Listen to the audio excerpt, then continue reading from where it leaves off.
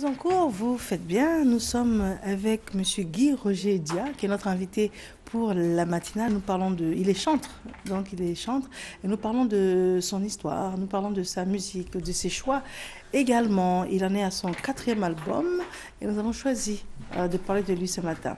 Nous avons un autre invité qui va nous rejoindre, avec qui nous allons parler de l'évolution de la musique chrétienne, en la personne de Monsieur Valen Guédé, qui est musicologue. Monsieur, bonjour. Bonjour. Merci d'avoir accepté notre invitation. Le temps que je m'installe, voilà. Oui, c'est vrai. Hein? Non, ici, chez nous, sur le plateau, c'était un exercice. Hein, c'est un exercice avec nos chaises hautes et tout. Comme on est un peu habitué aussi, je pense que ça passe. Ça passe. Ouais. Alors, Monsieur Valen Guédé, vous connaissez Monsieur Guy Roger Dia? Oui, Guy Roger, je le connais très loin, j'écoute beaucoup sa musique. C'est un des bons chanteurs dans le domaine chrétien. J'écoute beaucoup sa musique. Ouais. Là, maintenant, physiquement, il est en face de moi. Je ne sais pas, lui, peut-être qu'il m'a déjà vu. Mais on sait je jamais. vous connais très bien. Ah ouais, très bien. Très bien. Au village et tout. Mais c'est parfait. Alors, donc, on fait se rencontrer deux personnes qui s'apprécient et qui se rencontrent aujourd'hui. Et nous avons choisi de parler un peu de l'évolution de la musique chrétienne. Donc, elle est partie d'où, elle en est où aujourd'hui, et lui, où est-ce que lui se situe dans cette progression? Oh, si tu veux, la musique chrétienne, la musique et la religion sont nées ensemble, sont toujours ensemble, ont cheminé ensemble quand on regarde même dans l'histoire de la musique. Mais je pense qu'au niveau de la Côte d'Ivoire, dans la dernière décennie, on a vu en tout cas une grande poussée de la musique chrétienne. Et je pense que le fait même que ces chanteurs-là soient venus dans ce domaine-là, précisément dans le domaine de la musique moderne, ça a apporté beaucoup plus encore à la musique moderne tout court. Et je crois que les plus grands chanteurs aussi, les plus belles voix aujourd'hui, on les trouve au niveau des chantres, dans les églises, dans les chorales, etc., etc. Et je pense que c'est une bonne chose, d'autant plus pour la Côte d'Ivoire, parce que depuis un moment, notre musique commence à dandiner un peu. Et je pense que les chrétiens comme les chantres sont le réservoir de notre musique aujourd'hui. Alors, quand on parle de musique, quelle est la spécificité de la musique chrétienne? La musique chrétienne, vous savez, c'est des récitals d'abord. Il y a une écriture particulière aussi quand on parle de la musique chrétienne, du chant grégorien, etc., etc. Il y a des choses qui sont admises dans la musique moderne qui ne sont pas admises. Et la musique, elle est beaucoup plus modale. Et puis, il faut dire aussi qu'à l'époque, dès le départ, la musique religieuse, ça se chantait sans accompagnement musical. Il y avait la voix aussi, les chorales aussi. Et c'est pourquoi d'ailleurs, celui qui chante seul dans le domaine chrétien ou religieux, on l'appelle le chantre. Parce que c'est celui-là qui joue, qui chante seul. Et je pense aujourd'hui, avec l'évolution, aujourd'hui, on constate au niveau de la Côte d'Ivoire particulièrement, et même de l'Afrique aussi, l'entrée de nos musiques dites qu'on appelait entre guillemets des musiques profanes aujourd'hui qui rentrent dans la chrétienté. Je pense que c'est une bonne chose, c'est une grande ouverture qu'il faut accepter comme ça. D'accord. Alors, monsieur, qu'est-ce que vous chantez dans vos chansons? Je parle de la grandeur de Dieu. Je parle un peu de l'événement de la Côte d'Ivoire, tout ce que nous vivons et ce que nous traversons en fait. Et dans mes chansons, je parle beaucoup je veux dire, ce que nous traversons en ce moment. Parce que notre pays, la Côte d'Ivoire, a traversé un moment très difficile. Et pour pouvoir réconcilier les frères et sœurs, nous, je peux dire, les chantres, on a notre manière de pouvoir toucher la sensibilité de ces personnes-là. Donc, je parle beaucoup de la réconciliation. D'accord.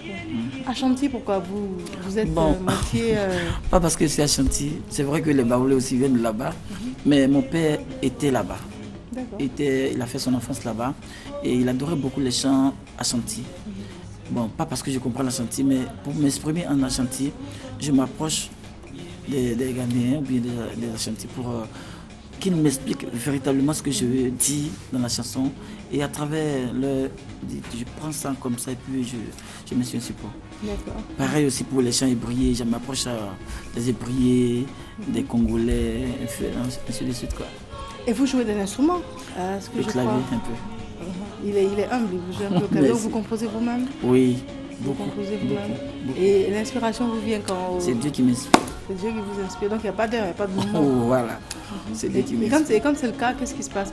Vous vous asseyez pour écrire quelque chose, bien souvent, je prends mon portable et puis je l'enregistre parce que si je ne le fais pas, je l'oublie.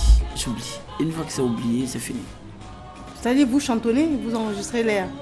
Le dernier cantique, par exemple, à Mugasobe, quand vous y amiez, j'étais couché, je dormais. Dans mon rêve, c'est comme si on était à une évangélisation. Et au centre du stade où se trouvait le monde, je trouvais une petite fille qui avait le micro en main, qui chantait. Et moi, j'étais très loin. Et le chant me touchait tellement. J'ai commencé à demander pardon aux gens qui étaient là de me laisser passer pour voir celle qui chantait. Et quand je suis arrivé au centre, je l'ai vue. J'ai dit, donne-moi le micro, je vais chanter aussi. Et elle m'a donné le micro. Quand j'ai commencé à chanter, elle-même, elle s'est sentie touchée. Et puis elle s'est envolée comme un ange qui partait. Et elle m'a dit, prends le chant. Et je me suis réveillée. En même temps, j'ai pris mon portable. Puis j'ai enregistré. Et quand j'ai appelé mon arrangeur, quand il est arrivé, il dit, ah, j'ai reçu un chant en rêve aujourd'hui. Il faut qu'on mette un support. Parce que je risque d'oublier. Et quand j'ai fredonné le chant, il dit non, ça va prendre. Ce chant va toucher beaucoup. Et je vous dis aujourd'hui, ce chant fait ma fierté. Ma fierté. D'accord. Nous allons proposer, parce que là, depuis cette enfance sonore, vous avez une idée de ce qu'il fait. Nous avons plusieurs de ces variétés. Donc, à la discrétion de la réalisatrice, dans quelques instants, le temps de poser une question à M. Valen Guédé, nous allons avoir l'entièreté d'une de ses productions, donc d'un de ses clips. Monsieur Valen Guédé, j'allais vous demander, parce que quand on entend les artistes sur le plateau, ils disent souvent que l'inspiration vient et puis ils notent. Mais d'un point de vue musicologie, est-ce que l'on peut créer d'un instant à l'autre, ou bien est-ce qu'il faut toute une procédure pour pouvoir créer, ou bien est-ce qu'on peut tout de suite noter et puis ça y est, demain c'est sur CD et puis c'est un tube? Est-ce que ça respecte l'histoire de la musique? Ah oui, mais bien sûr, ça dépend. Vous savez, il y a des gens qui... Même dans la rue, aujourd'hui on est dans la rue, on voit un espace, ça peut nous inspirer aussi, on peut écrire à partir de là, c'est comme la poésie aussi. Je pense que le processus de création d'une chanson n'est pas spécifique, mais ça peut venir à tout moment et à tout instant aussi. Et comme il l'a dit tout à l'heure, ça peut venir, mais si vous ne prenez pas des notes, vous pouvez aussi l'oublier pour toujours aussi. Il y a des chants qui échappent comme ça et puis on ne retrouve plus. Et je pense que ce qu'il a dit, il a mis le côté divin dedans, c'est un chrétien, il dit que lui, il a fait un rêve et que c'est Dieu qui lui a donné cette chanson. Mais je pense en dehors de cela, il y a des faits sociaux aussi qui nous inspirent aussi. Il y a la situation qu'on a vécue, ça nous inspire, ça nous aide aussi à créer des chansons, que ce soit la poésie, etc. etc. Ah, d'accord, très bien. Alors, nous avions proposé un extrait d'une de ces variétés. Donc, dès que la technique sera prête, nous allons y aller. Mais pour l'instant, peut-être une série de spots. De spots en ce qui concerne la maison. Le temps de permettre à nos invités de reprendre leur souffle. Nous allons poursuivre nos différents entretiens.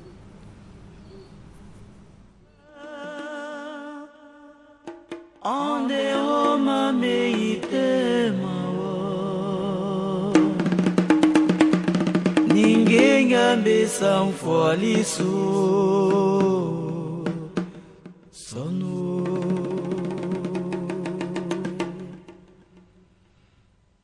ye famia onde o mameite mao